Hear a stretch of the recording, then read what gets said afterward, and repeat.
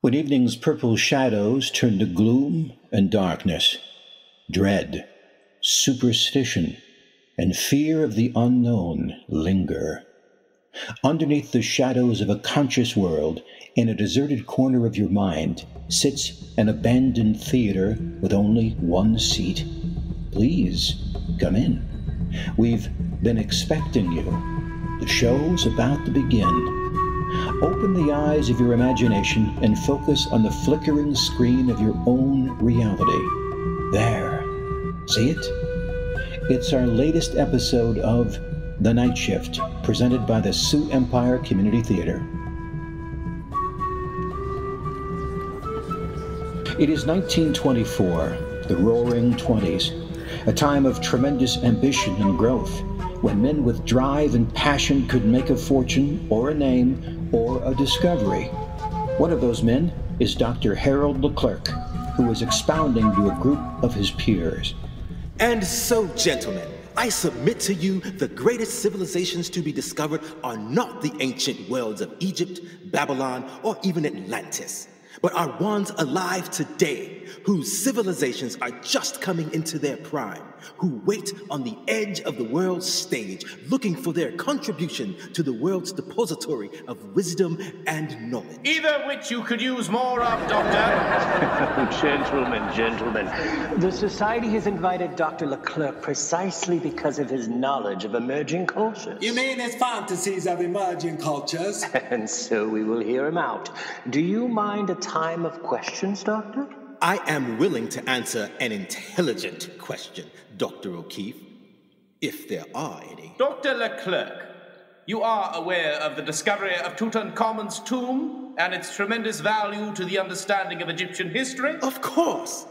I am looking forward to the presentation to the Society on that very subject. And yet you really feel there is a living culture that surpasses the achievements of the ancient Egyptians? Or Mayans? Or Chinese? Yes, and yes again. Just because we have not seen it does not mean it does not exist. And my presentation to the Society is not just to announce my expedition and seek willing investors, but also to announce in advance my discovery of it. I am aware of the contributions of ancient Egypt to science and architecture, as well as other cultures that have come and gone. But I have proof sufficient to my own research that another culture exists that can put to shame even our own current methods of knowledge. In what, exactly? We have conquered the skies with dirigibles and aeroplanes, the seas with vast ships of steel. Our architecture has provided buildings of steel and stone that scrape the very skies. Can you name even one field of science, philosophy, or art that we have not studied, learned from, and then eclipsed? Medicine. Try as we might, men live an average of 55 years, still struck down by lowly diseases, inevitable cancers, infections, pestilence. But those have affected every culture since. Not among the Geistvolk. The ghost people? Oh, my heavens. Not that old wives' tale. Also called the hidden people, the people of the tattoo, the eyes of the jungle.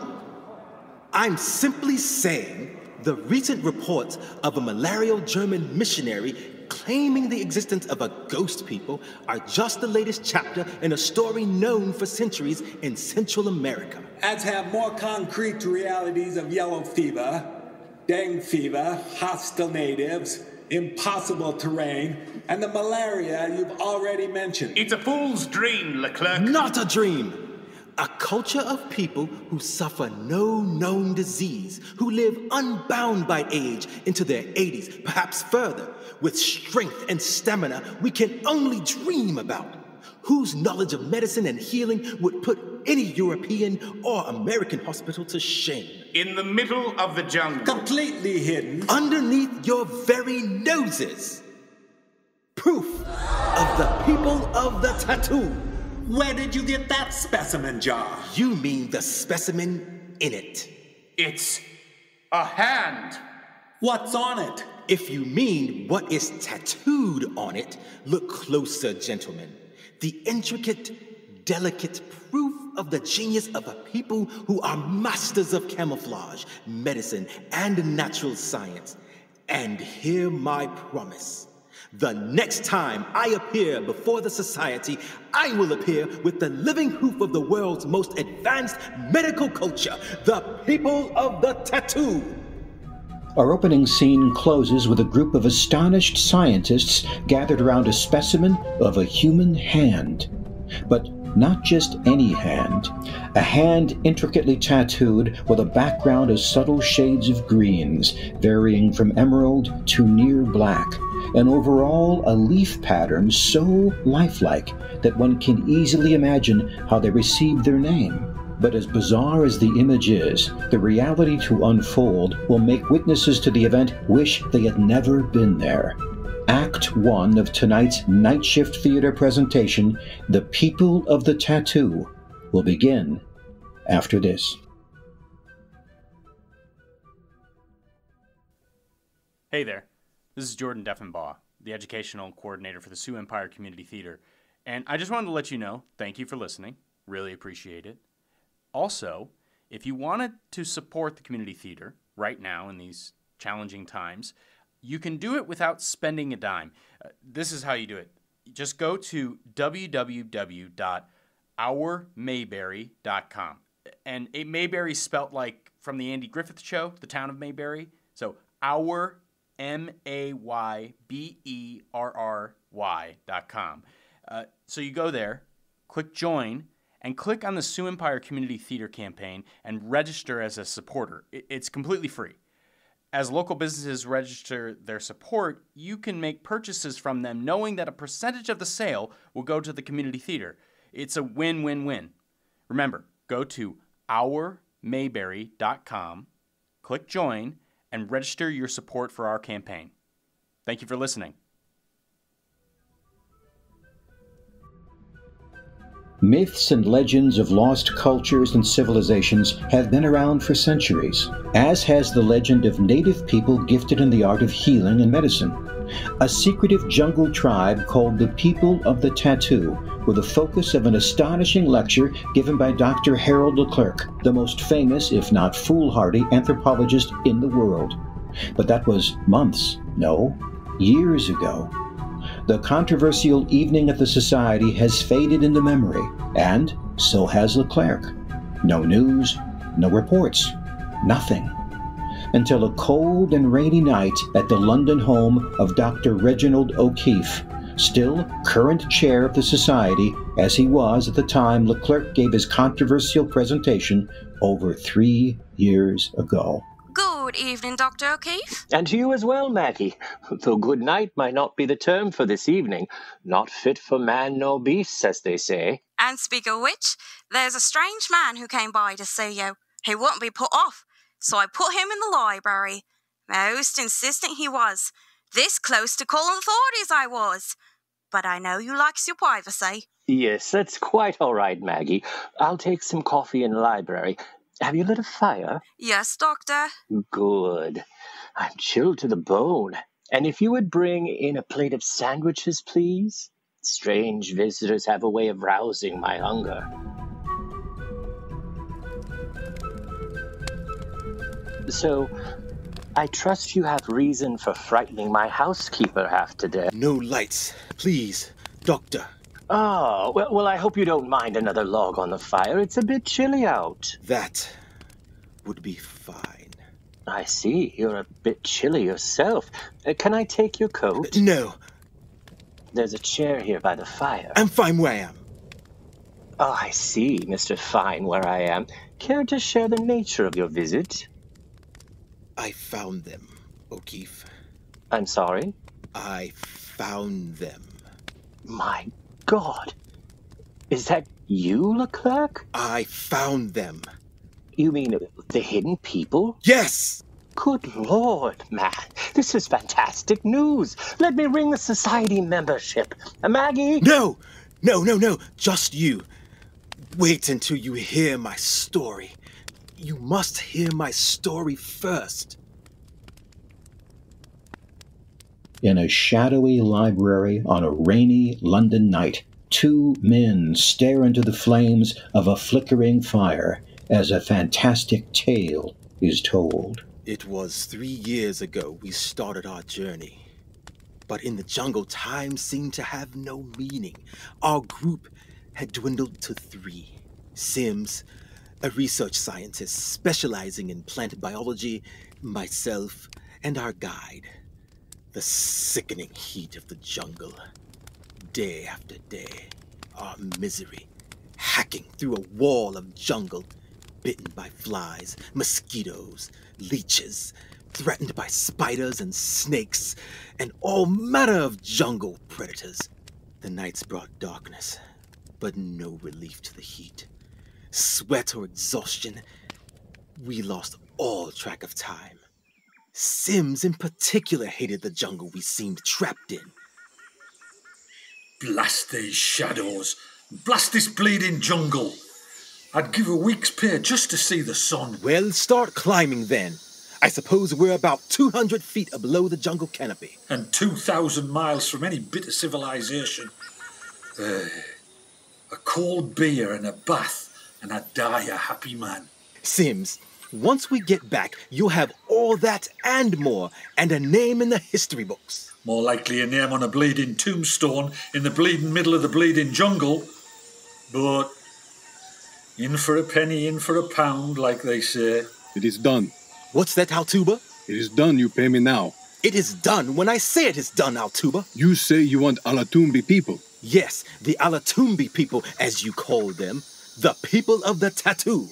They are here. Well, then take me to them. That's part of the bargain. No, I stop now. I no die here. You pay me now. Why, you bleeding, double-crossing little... You pay me now. I leave now. Put down the gun, Sims. Calm down, Outooba. You'll get your money, every penny. But I'll need some sort of... Alatutamboy! Kalijimwingu! Hey! Gucci tattoo! Hey! Outooba! Come back here! Come back! We can protect you! What in God's name was that about? He bleeding well ran off like his bleeding hair was on fire. What was he saying anyway? I'm not very fluent in his dialect. Something about death. Oh, that's a cheery thought. And that was the cheery thought we had. For days. What did you do? We did nothing. Or very little. It was a maze out there. Leeches as big as your fist. Daily rains that made you sweat-soaked clothing, soaked with rain instead. Flies and cuts, and a daily din of the jungle. Sims wanted to get out or die trying. I understood his desires, of course. But I couldn't leave the people of the tattoo. Yes, our guide was weak, but not a fool. I decided to believe him, to believe they were there. So we gradually ate our supplies, nursed our innumerable cuts and bites, and waited. Well, and what happened? One day they just showed up.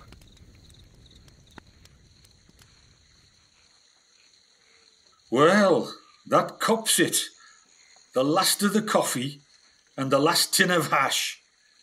Guess I'm a day or so away from joining you in eating boiled leeches. It was you yourself that suggested that they were probably edible.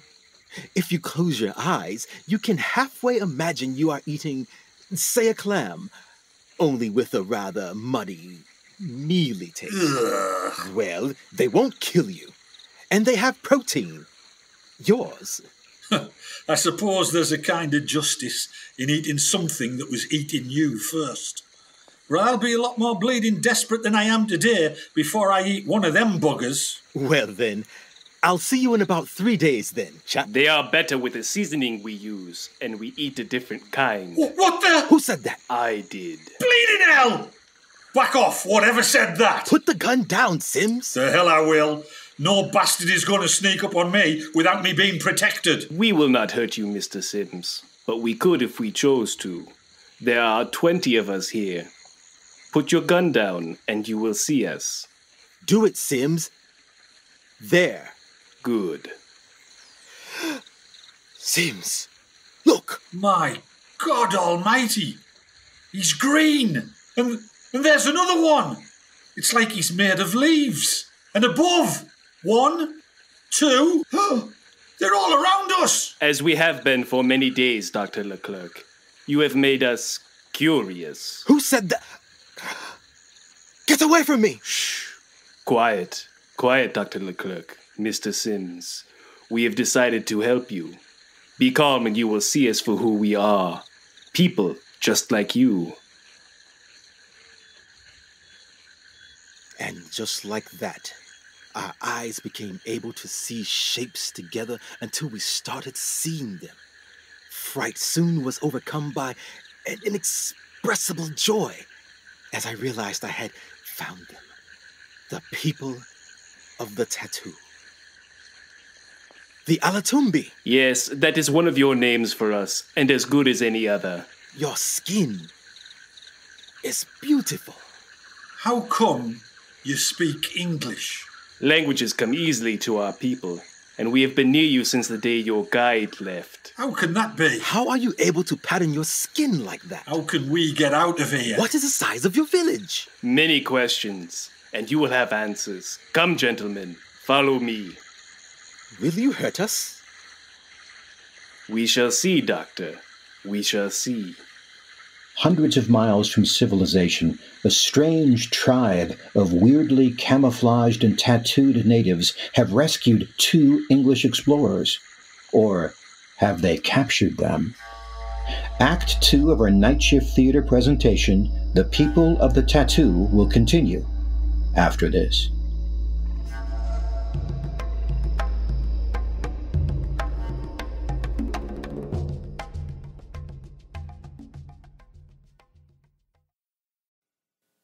Hey, it's Jordan. Just wanted to check in if you're enjoying our production, and I hope you are. And if you would like to ensure that we can continue to revive the radio play art form, then please consider making a donation via our website, www.siouxfallstheater.com, and go to the 120 Club. That's up in our menu bar. You click that, and you just see the 120 Club, and then you click that. And then you will be given the option to pay in a recurring $10 a month. That's $10. The way I look at it, it's like a ticket, because we are bringing theater to the community. We're bringing the theater into your home. So if you can, right now, visit www.siouxfallstheater.com, go to the 120 Club, and make a donation. I greatly appreciate it. Thank you.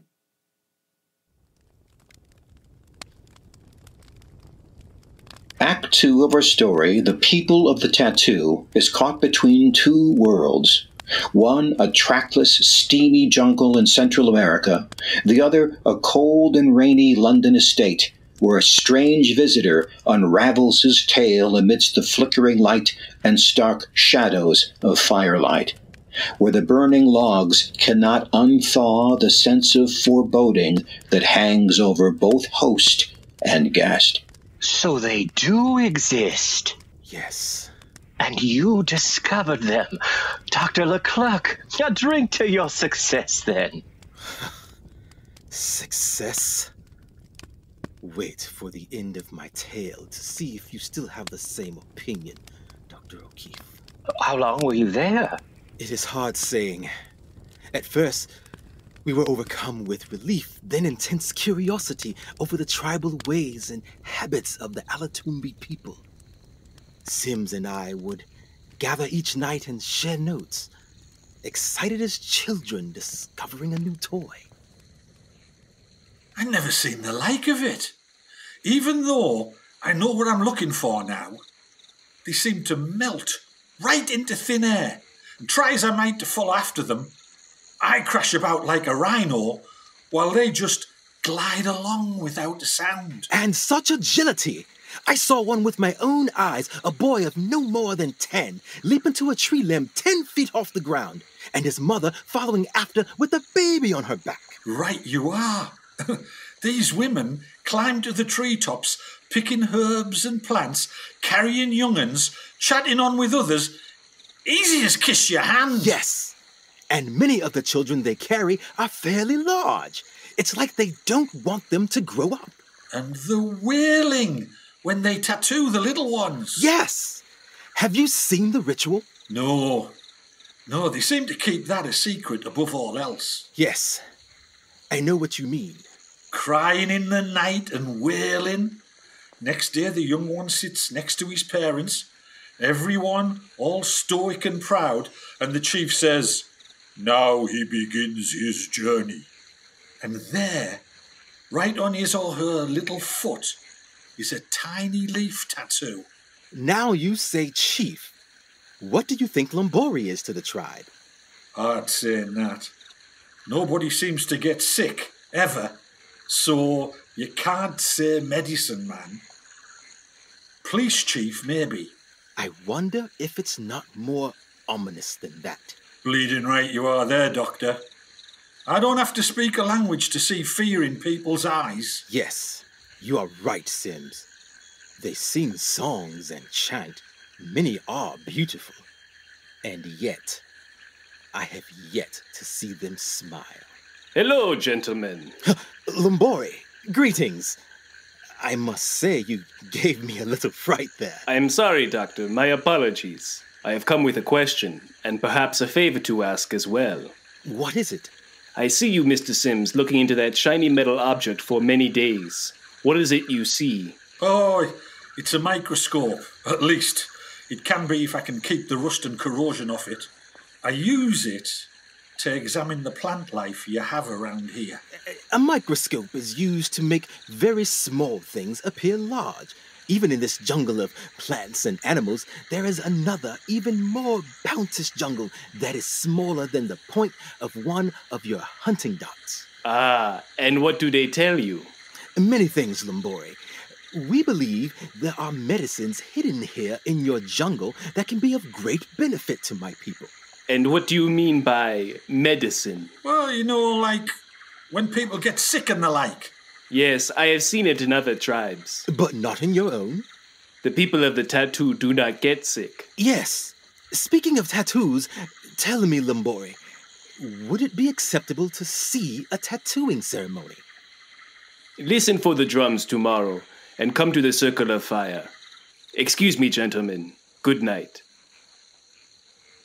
Phew. Bleeding hell. What was all that about? At last, Sims! The most secret of their ceremonies, the tattooing ceremony. We shall be famous. Textbooks will be written, the future course of history changed. Yeah. Then why is it I feel this knot of fear in my stomach? So, you were able to witness the ritual? Yes. And? They gathered them all there.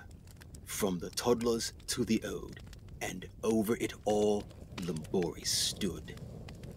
He would not let any refuse, although some tried. Why? It was the pain, I think. Tattooing can be painful. Yes, but it seemed more than that. People would gather around a tribe member, pinning his or her arms down, while women would hold leaves over the skin, and then after dipping small sharp skewers in a dish of greenish dye, they would begin. Very quickly, almost like a sewing machine, poking.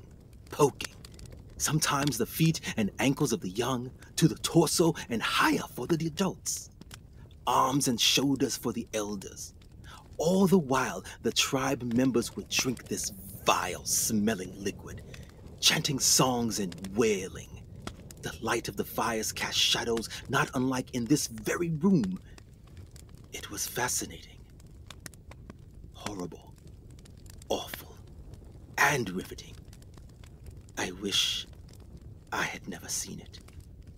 Yet every night, I see it in my dreams, over and over, until I wake up in terror.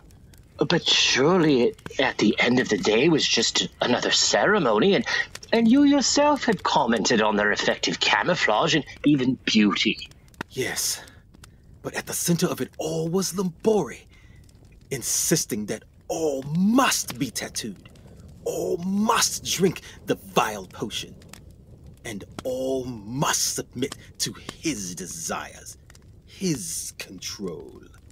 A dangerous man, it seems. You have no idea, Doctor. Loombari's insatiable demand for complete control was centered around two ceremonies. The tattoo ceremony, a weekly tribute that must be obeyed, and the ceremony at the full moon, the penalty for those who would not obey. The ceremony at the full moon? Yes. You called Loombari a chieftain. I called him a slave master. It was at the full moon ceremony I came to realize just how evil it all was. How did you come to find out about this ceremony of the full moon? We heard it, and we came to dread it. LeClerke! Dr. LeClerke! Are you awake? Yes, what is it? We have to escape. We gotta leave this place. I know, these poor people have suffered long enough, but you and I both know how futile your suggestion is. Loombari has complete control. We wouldn't make it 1 mile in this godforsaken jungle. You need to know something about Loombari. What is it? He keeps bringing me those dyes they use for the tattoos. And the potions. Yes? Keeps asking me for ways to use my microscope. He thinks I have some sort of magic or power in it. Way to make the potion stronger. He says he wants more control. My God! What have you told him? I've been stalling him, telling him things that are fairly harmless. But I have been analysing the dye and the potion. And? It's poison. Poison? Yes. I've done some tests. Used some of the lab equipment that has survived. There seems to be a mixture of toxins, hallucinogens, and opiates. The opiates and such to cause addiction, no doubt. And the toxins for... murder. What was that? You forget. Tonight is the night of the full moon. The drums. You're right. Listen, I have a theory about your discovery. And? Have you noticed who goes to these full moon ceremonies and never returns? No. Think. The woman who cooked our meals when we first arrived. The one almost completely covered in tattoos? Yes. Where is she? Well, I don't know. Gone. And the man who made the spear and blowguns for the hunters? Yeah. That bloke was covered with tattoos too. And where is he? Well, I haven't seen him. And no one has mentioned either of them. Why? They must have broken a rule or gotten too old. And I think this full moon ceremony is nothing more than a chance for Loombari to extract his revenge or get rid of a few unwanted mouths to feed. He's going to murder them. Or has already. Well, that ain't right. What are you doing? I had about enough of this bleeding Loombari fella. Murder is murder in my book. I still got my pistol. Been keeping it hidden cleaned. Just in case. And tonight, I'm going to end this bleeding Loombari's hold on these people. Wait! Are you sure? I'm sure. Tonight, one fella more is going to be dead. Loombari. Or me. By now, any dreams I've had of seeing far-off lands and primitive cultures have been replaced by the desire to stay home and read a book by the fire. A thought, I'm sure, that Dr. O'Keefe shared that rainy night in London. But his plans were disturbed, and now he, and you, and I must await the final chapter of this awful tale. The people of the tattoo will conclude after this.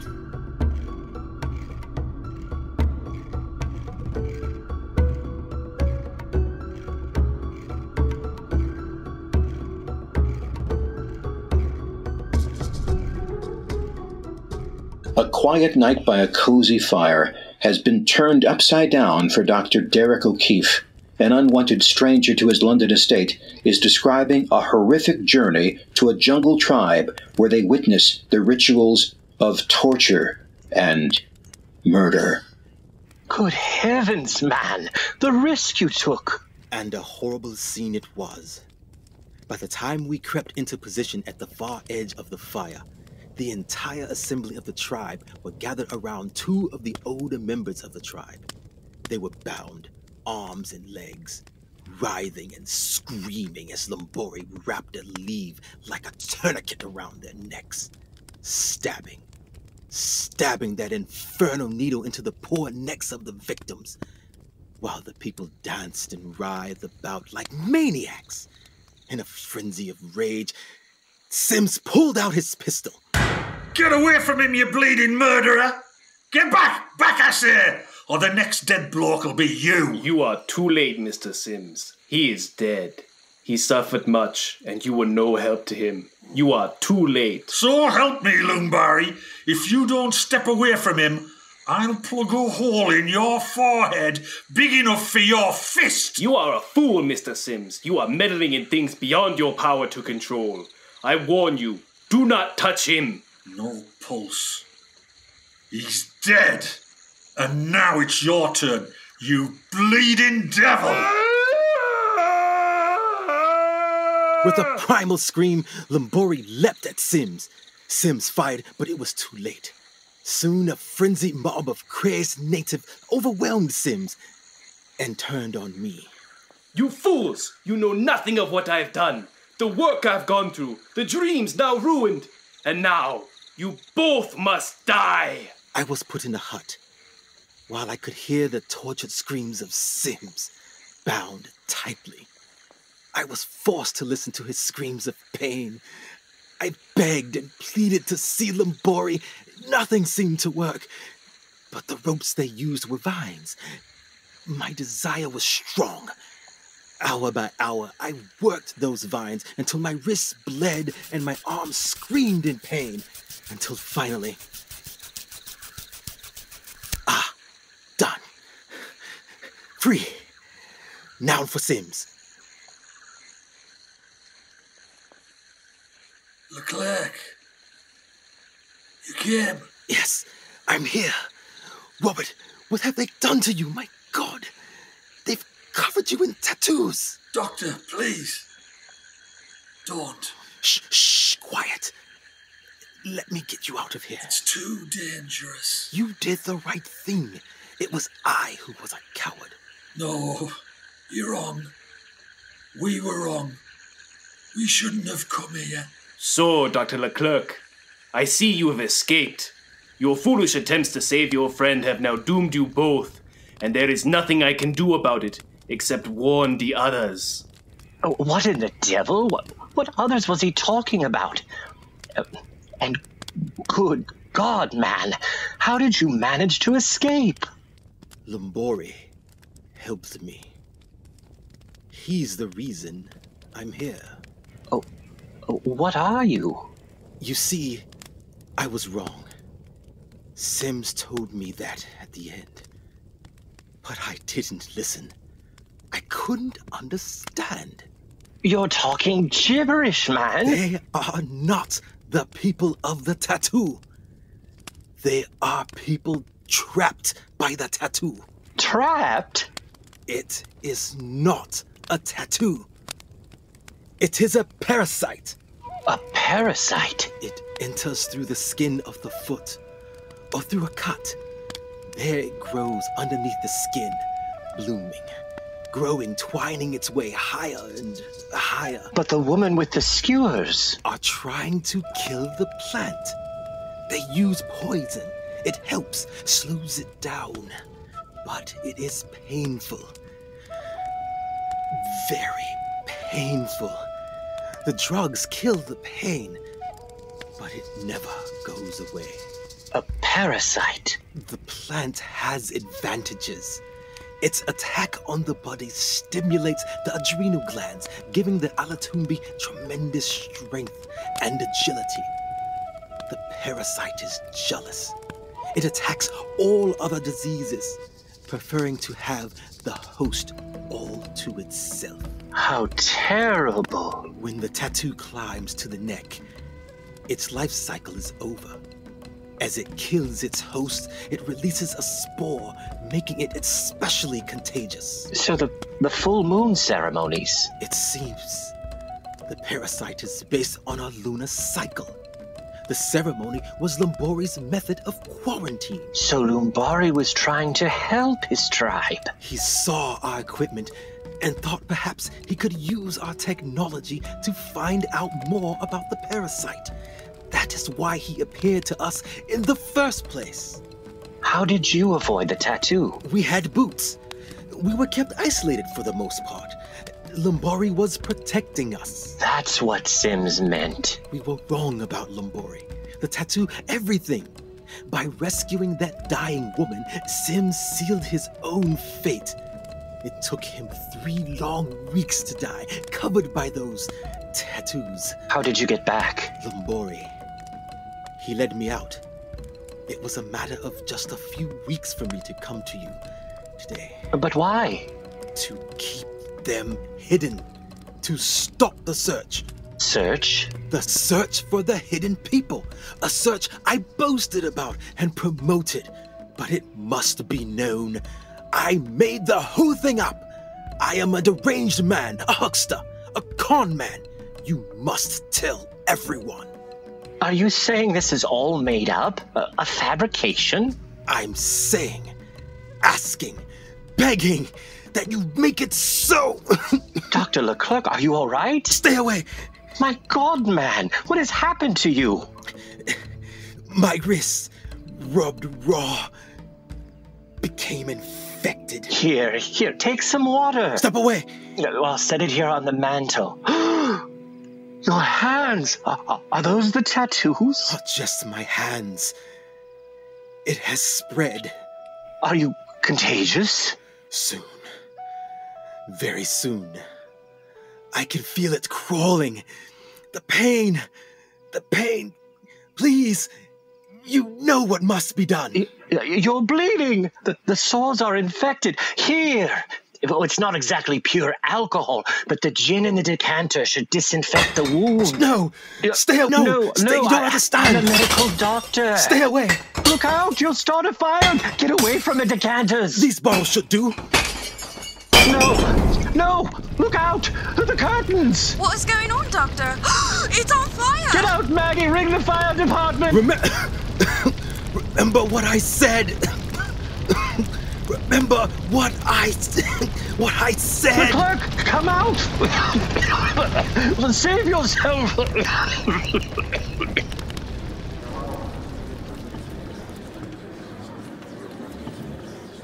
Attention!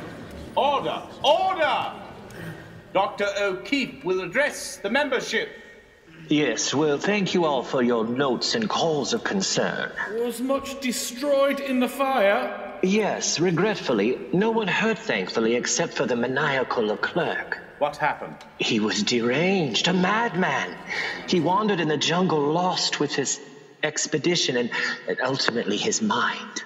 And your home? Destroyed by the fire. And he died? Of course. What could live through that heat? I hope not. I truly hope not. Look in popular books and papers written in the late 1800s and read about legends like Atlantis, Bigfoot, and a hidden tribe of tattooed people of great strength and stamina. Some of the legends are still alive. Others have died out. And maybe that's just as well. Tonight's Night Shift Theater presentation, The People of the Tattoo, featured Clinton Storr as Dr. LeClerke, Mike Kutter as Dr. O'Keefe, Jordan Deffenbaugh as the first doctor, Bob Uecker as the second doctor, Jesse Jensen as the third doctor, Chelsea Kappenman as Maggie, Robin Byrne as Sims, Chris Andrews as Outooba, Alex High as Loombari. Audio mixing was done by Jesse Jensen. Sound design by Jordan Deffenbaugh. The People of the Tattoo was written, directed, and hosted by myself. On behalf of the Night Shift and the Sioux Empire Community Theater, I'm Jeff Gould. Good night. And be careful. Be very careful.